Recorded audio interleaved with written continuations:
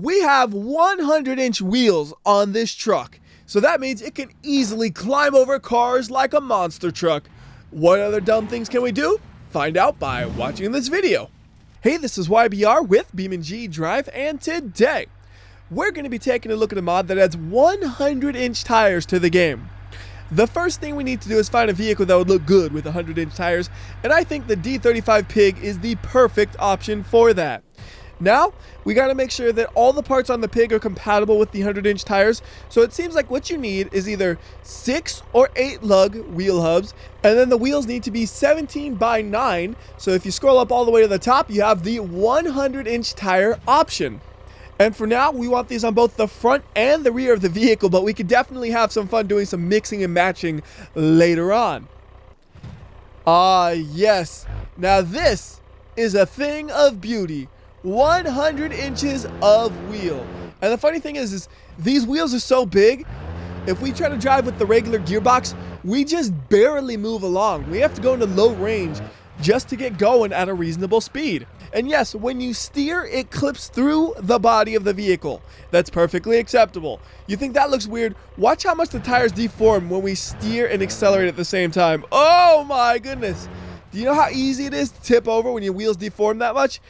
Very easy. In fact, let me show you how easy it is to tip over. Just going like 10 miles per hour and boom, we are now upside down as promised. And you know what the neat thing is we can almost still put the power down because the wheels are so big, they still kind of make contact with the ground. So I'll reset this guy, and now we're going to try to do some actual off-roading.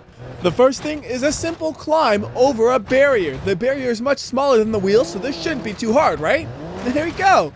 That was nice and easy, actually, and I don't know what other vehicles could do that aside from maybe the crawler version of the hopper, but not that easily.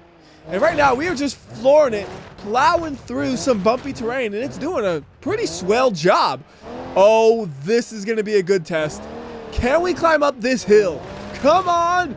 Oh, that was a little too fast. Just a bit too fast. But we can definitely make it up that if we approach it properly. So what we need to do is we need to make sure we go straight on at it, and we need to control the throttle to make sure we don't tip backwards like we did last time. So I'm flooring it right now. This is looking pretty good, And then let up on the throttle. Wait for it. Go a little bit.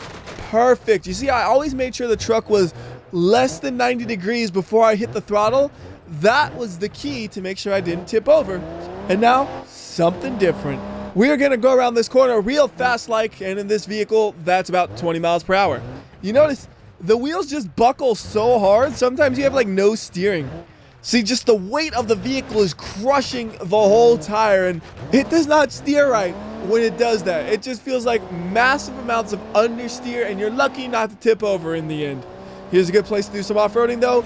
Big jump, can we land it? Oh, yes-ish. Oh, front drive shaft broken. Well, that's no good. It's just like it gives up. Just like, oh, I'm done, guys. I'm going to take a nap. You ain't done yet. Get back up, and you got a barrier to climb. So there's one directly to our left, and we are going to try to climb it in reverse just to show off right quick. And that was so effortless. We went too fast, and we accidentally climbed back over the barrier a little bit. No. A flat tire is absolutely deadly. The vehicle just crumbles if you get a flat tire. We gotta try to get back onto the wheels though. But I'm almost certain this is not gonna work. And that is not a good spot to grab by. There we go. That looks like a sturdier spot so we can put him back on his wheels. And let's see what happens when we drive. Oh man, you can just see it tilting back down. And oh, the tire just evaporates itself when you try to drive, and it just falls right back over again. And now the front drive shaft is broken some more. Okay, we need a new truck for a new test. So what I want to do is I want to do the really big banked corner, and I want to see, can the tires survive doing something like that? Because I feel like there's a good possibility they might just crumble under the weight of the vehicle in a banked corner.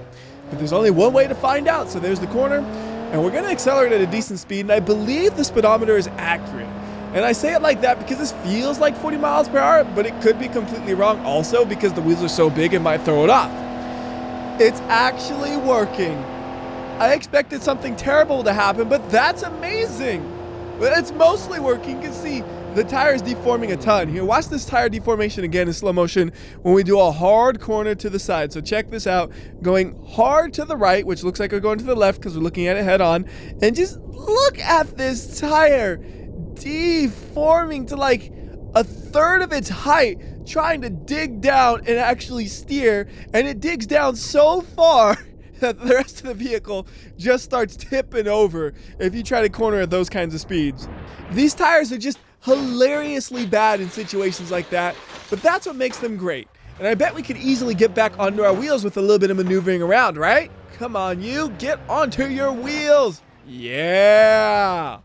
Oh, but the front drive shaft is broken. I'm not gonna let that stop me. Yes, I am gonna let that stop me apparently, because something else was not going right and we tipped right over. Okay, so the next test I want to do is I want to see how do the wheels look when you actually go over an object. So we got some slow motion going, and they actually cope pretty well with that. You see some definite deformation, but overall it's pretty good, except for the fact we tipped over because we weren't looking at where we were going. We were just looking at the wheels. The next test I want to do is I want to see what do the wheels look like when we do a crash landing. And if we go over to the right, we should be able to get some air time. The one problem we might have is, are we going to actually clear the barrier? So we're going about 50 miles per hour apparently. That should be good enough. Right over, nice and clean. Here we go. We're going to use 16 times slow motion here, and look at the landing. Whoa. That looked a little bit weird and a little bit sketchy, and I think it looked even sketchier if we were looking at the other side, but the wheels held up. They're actually surprisingly strong for a straight drop, it looks like, but if you try to do anything else, expect to tip over and probably break something, just because there's so much pressure being put on the suspension when you do just about anything with this vehicle. But I want to do another test like that then. We're going to drop it from way in the air and see how damaged does it get, because this is a massive drop that should normally destroy a vehicle, but we just have front drive shaft broken and exhaust damage, so it should still drive, right? Yeah, it still is able to actually drive, or at least it could put down the power. Oh man, look at what happens when I steer left and right. The wheels tilt so much side to side. If I try to actually steer and accelerate at the same time, oh my goodness, I have no idea what's going on anymore. This is not the direction I'm steering to. So yeah, the front suspension is also a little bit messed up. But for comparison purposes, I want to put this guy back into the air and drop a very similar vehicle right next to it, with the only difference being that one has normal wheels on it. So we're going to go ahead and do full speed on the drop, and then we'll get some slow motion on the impact, because I want to watch those wheels actually deform. And since this is a hard impact, I'm going to separate the camera from the vehicle, and we'll do 16 times, actually 100 times slow motion on this. So let's see what happens to the wheels. Front wheel is making contact. It is deforming really, really nicely, getting all the way down to the rim, basically. Rear wheel also getting nearly to the rim. And then it recoils up. So it scrunches down so much, it's like a trampoline where it's going to really bounce back up. And it pops us into the air a decent amount compared to the other truck, which actually gets some airtime thanks to the suspension travel, probably mostly, but not nearly as much as the other one, which is again flying into the air for round 2.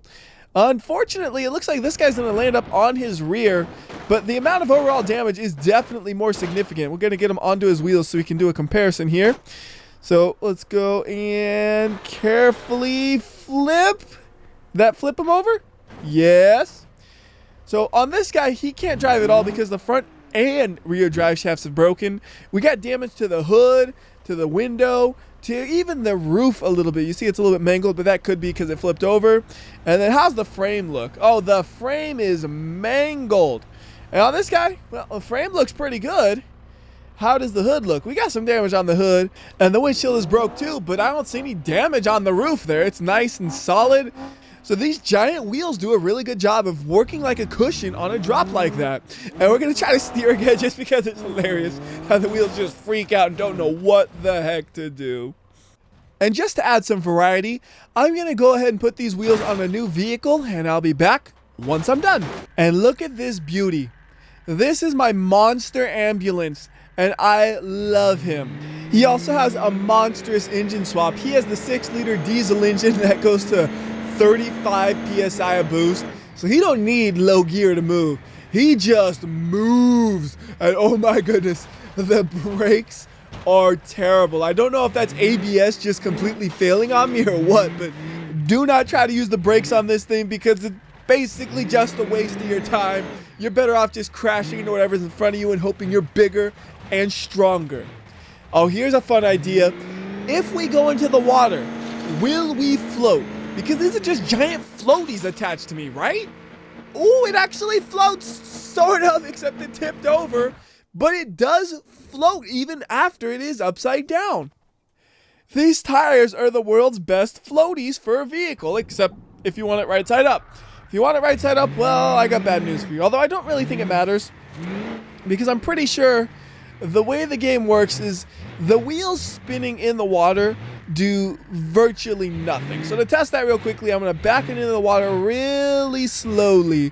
And once my wheels are in the air, we'll really hit on the throttle and see what happens. So nice and gentle.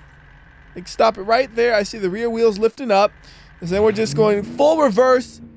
And yeah, it's barely moving in that direction. So it's not like we can actually go and drive in the water with these tires. Even if it was right side up, it would end up just floating there and going nowhere. Because now I'm trying to go forward, and it looks exactly the same as when we were trying to go in reverse. Just slowly rolling, and then boom, we are upside down again. Anyways, I think that's enough splashing around in the water. I want to drive the monster ambulance a little bit more. And now that I think about it, I don't recall ever seeing a monster truck made to look like an ambulance, but I'm sure there's probably at least one out there, and if not, somebody's got to do it. Because that's just so ridiculous, it's perfect for a monster truck, which is already so ridiculous. Here's the new plan. We are going to just cut straight through the race course and go into the garage all in one clean, smooth motion. So check this out, flying into the garage beautifully-ish. It almost worked, but I don't think it actually fits. I think it's just too tall. That's the problem. Gonna back it up a little bit more so we aren't stuck in the wall. And let's check for certain. Is it too tall for the garage?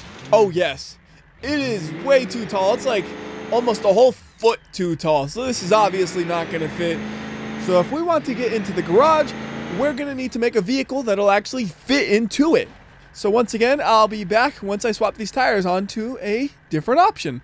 Oh yeah, we got the D35 Beast looking more beastly than it ever has before. In fact, this ain't the D35 Beast anymore. This is the D35 Monster.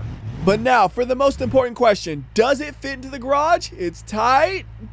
Oh, I shattered my lights. I used to have really cool lights attached to my roof, but the lights didn't quite fit. That's unfortunate. All right, here's the next thing we gotta test with big tires though. Do big tires crawl over cars good? So I'm gonna set up a bunch of cars directly in front of me and we're gonna try to crawl over them. Here we have a half dozen perfectly functional cars. At least for 5 more seconds because the D35 Monster is flying in and slam dunking on the roof of those cars. That was fun to mess with that camera angle, but I couldn't tell what in the world I was doing. So round 2 with a good camera angle, beautiful flight, and a top-notch landing. That was very nice and clean. Did not tip over like last time. That was the most important thing because I could go at them straight on instead of trying to, go all crooked with the wacky camera angle. So I'm going to go ahead and save this spot just in case things don't work out. But this time I want to slowly crawl over them. Although the brakes don't work, so it's not super slowly. But this is working lovely. Just easily going from one vehicle to the next. And we are across without any damage once again. So we can do the victory dance where we tilt the vehicle from the left to the right. And we almost tip over every time, but we managed to recover just barely. Ooh, that one was a little too close. All right, one final attack at this stack of vehicles. And on this one, we're just going to charge at it as fast as we can from this direction. Kind of an awkward angle, but I think we can make it work. So we're going about 50 miles per hour, and yes! We completely overshot the rest of the cars, though, unfortunately. Once one wheel falls off, it just wants to tip over so badly. But anyways, let's go ahead and see what happened to all these cars that I crushed. Honestly, they are not that badly damaged. In fact, these two look perfectly fine somehow.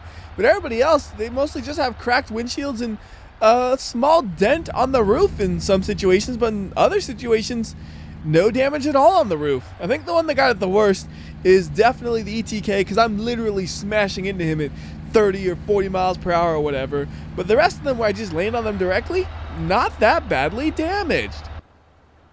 And I think now would be a good time to mention, if I did that dumb thing where I put a clip at the start of the video, I'd be like, we have 100-inch wheels on this truck. So that means it can easily climb over cars like a monster truck. What other dumb things can we do? Find out by watching this video. Man, that camera angle really does look cool, doesn't it? With that success out of the way, let's go back to that promise I made earlier where I said I would mix and match the wheels, so we'll have monster wheels and small wheels on one single vehicle. So we're gonna put the two 5560 R17s on this thing, which looks like that. You know, the funny thing is those are normal sized tires, but when you do that, they look like pathetically small tires, but they're really not that small. So driving around like this, it's fine, but it's nothing special. We're not gonna go much more than 20 miles per hour, and we can tip it over if we steer hard enough, but that's about all there is to do with it. It's really not that interesting to drive. If we try to climb a wall, for example, we can get over it with the front half, but then you're just going to destroy the vehicle like that. So that's not very good. Now let's go ahead and swap it the other way. So we'll get big ones in the rear and small ones in the front. And in the process, you can see what the small tires look like on the vehicle. So you can see, yes, they're on the smaller side, but they're still 17x9s. Those are normal tires. It's just a really big truck plus really big wheels make them look so ridiculously small. So now we're going to go ahead and put the 100s on the rear only. And now we look like we have a really big rear-wheel drive drag truck, right? That's why you would have wheels this big in the rear? No, I have no idea why you would have this. It's completely ridiculous. And again, driving is pretty similar to the previous one, where we're not going to go as fast because we're mixing two different wheel sizes with all-wheel drive. We could change it to just rear-wheel drive, but then we also lose a lot of benefit from having big tires by doing that. So it's just cool looking to look at, but not that interesting to drive, like when you have monster tires in the front and the back. So now I want to do something else, and I need to make a new vehicle for that. So I'll be back once he's ready to go. And here is the new vehicle. So this is an Ibishu hopper with the big wheels installed. And then I went and flipped it over because I think we can actually drive this car upside down. We're going to be starved of oil almost instantly, and the engine's not going to last long. But look at this. We are literally driving around upside down perfectly fine. The only thing that's going to stop us is the engine is going to die very, very soon. If we had an electric vehicle, we could literally have a car that can drive upside down or right side up. But with this guy, he's already dead. So we'll reset him and then drive him around for just as long as we possibly can. And the reason I chose the hopper is just because it's the shortest one, so it's the easiest one to make this work with. But you also notice I am spawning it a little bit in the air so that roof gets crushed down just a bit extra so the wheels can make contact. So it only lasts but a few seconds. But what magnificent seconds those are. Anyways, I'm going to finish this video up with a leap of death run, and it takes a second to set up the car and load up the map, so I'll be back once everything is ready to go. And for the finale, I decided, what the heck, let's go all out and put him on the D35 Beast. And I also should mention, there are quite a few cars that you cannot put these tires on, unfortunately. For example, I would have loved to put them on the electric SBR4 and use that to drive upside down with, but that didn't work because it doesn't have the right lug pattern on the wheel hub. So it just won't let you do that. So what does it look like when you throw them off a leap of death? Well, one tire stays on. The rest of them just went to who knows where. And there goes that tire. Man, when the tires fall off, you can again see just how massive they are. They are just basically UFOs flying through the air at this point. They're so big. You're just wondering, what in the world is it? It's a giant tire. Don't know where the rest of them went, though. They're somewhere. But anyways, that's going to do it for this video. Until next time, this has been WhyBeAre, and remember, if you like or dislike this video, I will know. I can tell by how big the tires are. So do the right thing, and I'll see you next time.